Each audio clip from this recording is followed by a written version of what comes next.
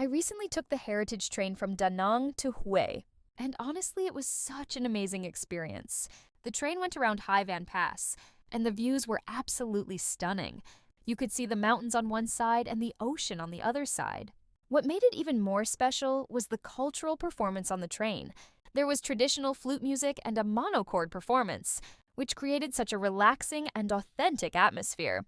Sitting there, enjoying the music while watching the beautiful scenery pass by, felt really unforgettable and gave me a deeper appreciation for Vietnamese culture and nature.